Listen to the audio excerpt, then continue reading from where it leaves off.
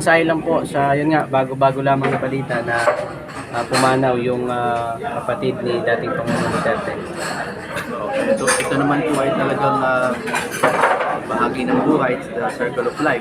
So ang una ko naisip syempre ay pray for the soul of Sir Bong Duterte. Pangalawa, iniisip ko yung Pangulo natin, si Pangulong Rodrigo Duterte. Naiisip ko kung ano kaya ang mararamdaman niya na malayo siya nung nangyari ito. So I pray for him also. Pangatlo, naisip ko parang puro laging malingbong yung nabibigyan ng ganitong kapalaran. Pero okay lang. And, we pray for his the eternal repose of his soul. Yes, Attorney. Attorney, yung mensahe nyo na lang po sa impeachment complaint laban kay VP Sara ngayon. Hindi po natin mapipigilan ang mga tao na mag-exercise ng kanilang political right to file an impeachment complaint. However, ako po ay naniniwala that we are really living in legally murky or dark times. Kasi may mga butas talaga ang konstitusyon natin. Yung 1-year ban was intended to preserve the leadership of this country. No? It was not meant to be used as a shield. No? Ang problema, dahil hindi kumpleto yung constitution on the 1-year ban, na-diskartehan na tuloy ito ng mga ibang tao to create preventive or protective filing of impeachment. Hindi ko po sinasabing yan ang nangyari, but it is a possibility na nag-file sila ng mahina na impeachment complaint para po ma-protect for another year against impeachment ang ating Pangulo. Hindi po yan pagtira sa Pangulo.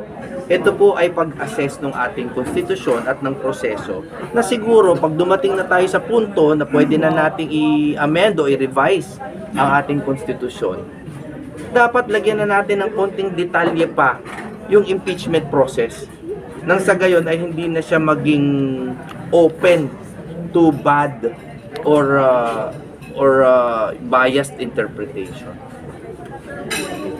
Yun. Yes. Attorney, kung yung naunang impeachment complaint laban kay VP ay na-declare na unconstitutional, ito kayang pagkakataon na ito ngayong tinail nila, malaki ba ang posibilidad na umakyat ito sa Senado? Yung una kasing complaint, yung last year, Yes. was declared unconstitutional because of procedure. No, not because of substance.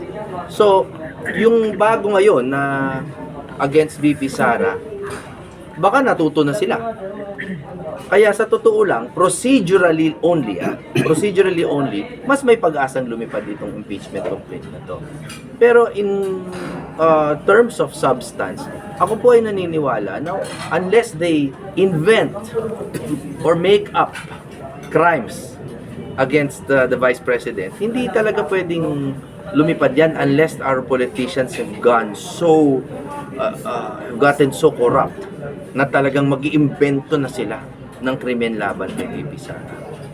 No? So, palagay ko naman, naniniwala ako na it is to the interest of our leaders pa rin and our lawmakers na wala ng impeachment na mag-process. Pagpapantayin na lang nila yan. Wala na yung kay BBM, sana wala na rin yung kay Sara. Tapos sa 2028 na lang sila magtuos ulit. So yung final decision ng Supreme Court, sir, pagkatapos nag-file pa rin sila, Wala po tayong magagawa doon kasi yung last year nga, as I said earlier, yung last year na final nila was declared unconstitutional because of the process, procedurally, hindi substantive, no? Kasi yung ginawa nila doon sa dati, in a nutshell, ang nangyari talaga doon, nag-file sila, na-refer sa Committee on Justice, tapos inupuan nila, hindi nila sinunod yung constitutional requirement na meron kasi doon 3 days, 10 days, 60 days na rule. Basahin nyo na lang po sa konstitusyon, sa accountability of public officers. Merong 3 days 10 days, 60 days na rule doon, hindi po sinunod ng Kongreso nung nasa committee na. So, napanis. Deemed na na-file na. Now, nung dumating yung second, third, and fourth, ang gusto nila i-consolidate yung 2, 3, and 4 dun sa nauna. Ang bagong gatas po, kahit ihalo mo yan sa panis na gatas, panis lahat. Yun po yung desisyon. So, procedural ang desisyon ng Supreme Court. So ibig sabihin, attorney, yung bagong ipinail nila, hindi kasama doon sa Hindi kasama final doon. na decision Yung ng bagong Supreme final Court. nila, di tapos na yung 1-year ban, February 6, ano? So, eto, procedurally, baka itama na nila yung procedure nila. So, baka natuto na sila. Pero tulad nga ng sinasabi ko, procedurally, pwedeng maging tama na sila. Pero sa substance, naniniwala po ako na wala silang mahahanap na substance doon sa mga pinafile laban kay BP Sara. Kasi po talagang wala naman pong kahit anong evidence of culpable violation of the Constitution, betrayal of public trust, other high crimes, di ba? Bribery, graft, wala naman. Yung ano naman, yung impeachment na ipinail kay PBBM, so hindi man lang nag-iinit sa Congress. Hindi man lang nag-iinit. Yun nga yung sinasabi ko kanina na kailangan talaga nating bisitahin ulit ang konstitusyon natin dahil yung 1-year ban naaabuso. Ginagawa nila, naglalabas sila, baka lang ha, naglalabas sila ng preemptive na mga complaint. Meaning, magpa-file sila, pero mahina. Naintindihan nyo, no? Opo, Pag opo. nag-file sila, tapos mahina, tapos ma-dismiss, o di 1 year nang hindi ulit pwede mag-file laban sa Pangulo. So, nagiging proteksyon yung 1-year ban nung ini-impeach na opisyal. So, hindi po maganda. Yan yung meron diversionary po ba yung opinion tactic. dun sa bagong panukalang batas ni Sandro Marcos na no work, no pay para sa mga manbabatas daw po? Kasi ang para sa akin, yung no work, no pay is actually a labor code concept naman. Sa makatwid, tama naman yan in concept. Pero tulad nga ng sinabi ng maraming vloggers, kung gagamitin na rin natin ng labor code, no work, no pay, ilagay na rin natin yung mandatory drug testing. Tama. No negative result, no pay, no work dapat. Kasi ginagamit natin labor code concepts eh. Yung no work, no pay is a labor code concept. Pati naman yung drug. Kayo ba, nagtrabaho na kayo? Na, Yes. Yes. Oh, mayroon bang mandatory? Mayroon drug po. testing? Drug test. Dapat, Taon po. lahat din yan na. Baka every 6 months eh. Oh, Attorney, isa rin po sa nakikita ng mga taga-suporta natin na ginagamit daw yung no work, no pay na bagong batas o na panukalan ni Sandro Marcos para daw po palitawin ito si Senator Bato. Bato. Oo. Oh, ang sa akin kasi, haka-haka lang nila yon.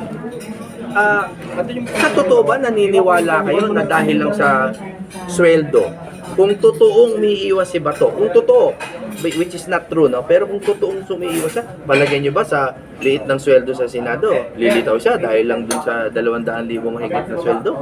Maliit naman yan para sa mga senador. Di ba? Kumbaga, real talk lang tayo. Kung totoong magtatago ka, maaakit ka ba ng 200,000? Hindi naman. May Diba? matinding reason. Oo, si Bato ay hindi po nagtatago. Si Bato ay ipinaglalaban ang kasarinlan ng Pilipinas at ayaw niyang yumuko sa dayuhan.